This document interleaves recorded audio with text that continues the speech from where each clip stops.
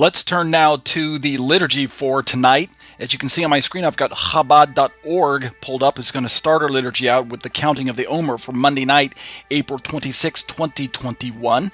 And let's scroll down to the screen. You can see on my screen right now, I've got some English over here on the left and some transliterated Hebrew just above that. And right over on the right side, you can actually see the Hebrew script if you can read that. Let's start by reading this English right there over on the left, and then we'll just follow right up with the Hebrew. The English says, "Blessed are you, Lord our God, King of the universe, who has sanctified us with his commandments and commanded us concerning the counting of the Omer." And right above that, or to the right side, whichever one you'd prefer to read, the Hebrew says, "Baruch atah Adonai Eloheinu melech haolam, asher kitshanu b'mitzvotai v'tzivanu al sefirat ha'omer." And when we drop down into the page just a bit, we can see some English right here. Let's read that, and then we'll read the Hebrew. The English says, "Today is 30 days, which is 4 weeks and 2 days of the Omer."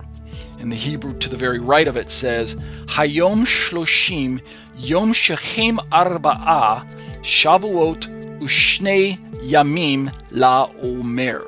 And that'll do it for the Omer count liturgy. Okay, let's continue our liturgy from the Omer count. Let's continue now and look at the book of Ezekiel for our passage out of the Tanakh. Remember, we've been working our way through this Ezekiel promise, starting in chapter 36, verse 22. We're going to read down through, I'm going to say probably maybe just verse 27, a very short read, 22 to 27. Then we'll actually jump over to Jeremiah. But let's start tonight. We read verse 22 2 weeks ago. We read 23 last week. So today, let's read, tonight, let's read 24 and 25. Let's read 2 verses since they're pretty short. All right. So we'll start right here on this side of the screen.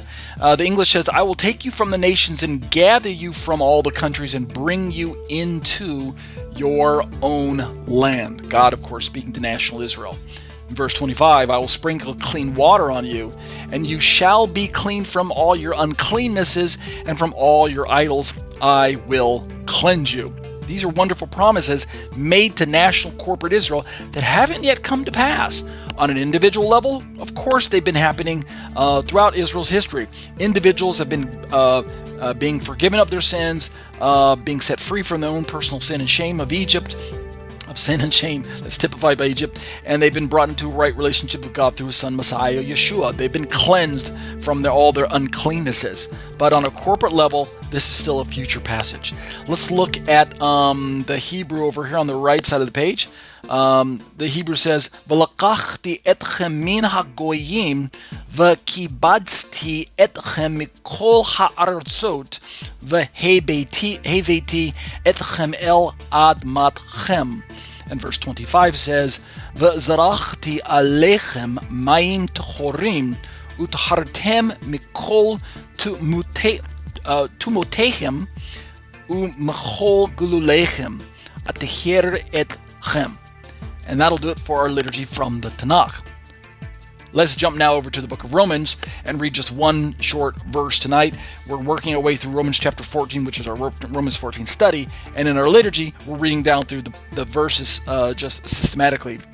We started in verse 1 and we went through verse 2 and 3.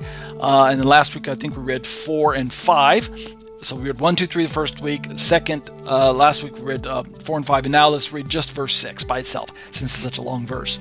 Paul says in English, "The one who observes a day observes it in honor of the Lord. The one who eats, eats in honor of the Lord, since he gives thanks to God, while the one who abstains, abstains in honor of the Lord and gives thanks to God." And of course, the English, or the Hebrew, let's try that one more time.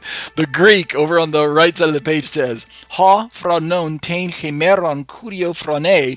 And then in brackets, we have a variant that shows up across the manuscript families it makes it a longer reading. The variant in brackets says, "Kai ha me phronon tein Hemeron kurio u frane," end of bracket. And then we continue with the shorter reading, which says, "Ha estion kurio estie euchariste, gar to theo, kai ha me estion kurio uk estie kai euchariste to theo."